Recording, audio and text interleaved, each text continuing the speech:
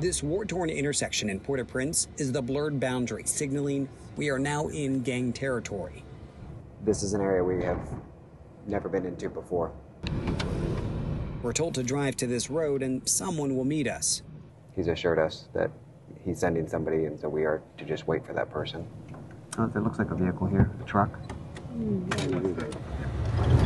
The armed men in the front seat motion for us to follow, so we do.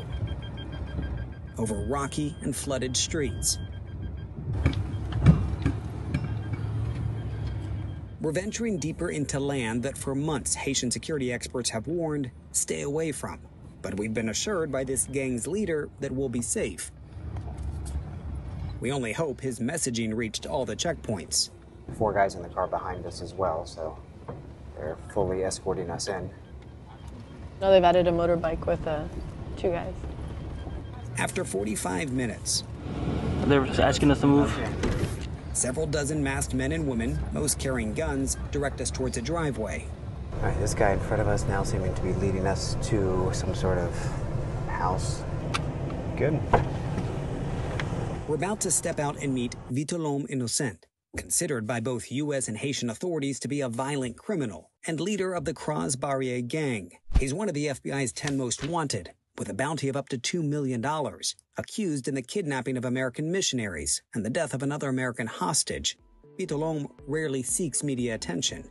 Yet given he commands what some U.S. officials say is the largest gang in Port-au-Prince, and his domain includes the U.S. Embassy, we wanted to better understand his motives.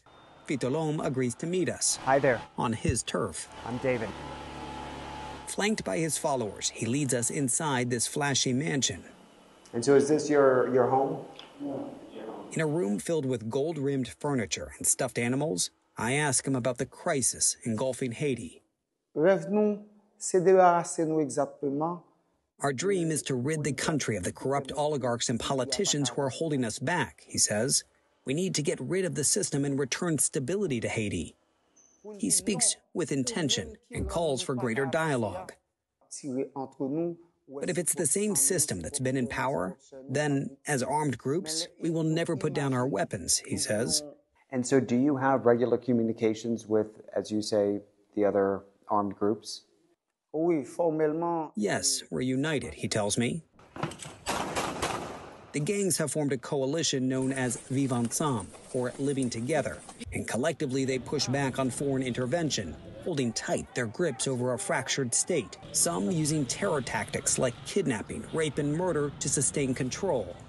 Is that something you've participated in ordering your men and women to kidnap?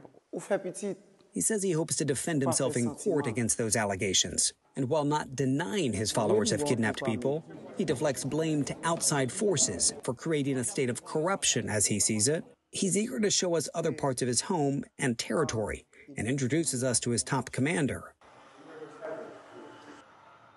Security experts suggest Croix Barrier has more than 1,000 armed gang members, including recently escaped inmates. As you can see, a lot of his armed soldiers and followers are around us.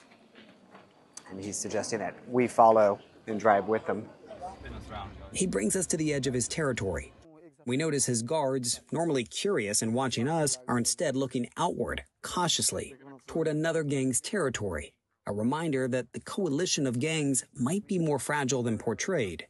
In the midst of our tour, a disturbing video starts circulating on WhatsApp. It reportedly shows the devastating and deadly aftermath of an allied gang attack on a community a few miles from where we are. The destruction, the violence, the deaths that have played out. Do you take any responsibility for that? He only says he made mistakes and is not perfect. He blames politicians. We're interrupted. Something nearby puts his guards on edge. We pick up the conversation a short distance away. Senior editor Caitlin Hu further pressing for an explanation to the horrors we've seen in Haiti. But we have also met in hospitals women, children, innocent people who have been burned, who have been forced to leave their homes, who have been shot, who have been raped. Why are innocent people suffering in this struggle? He does not clearly answer. Instead, he frames the months of deadly street violence as collateral damage. He points the finger at police, saying they refuse to engage in dialogue and instead recklessly open fire. Police say they're desperately trying to keep the gangs from gaining more ground.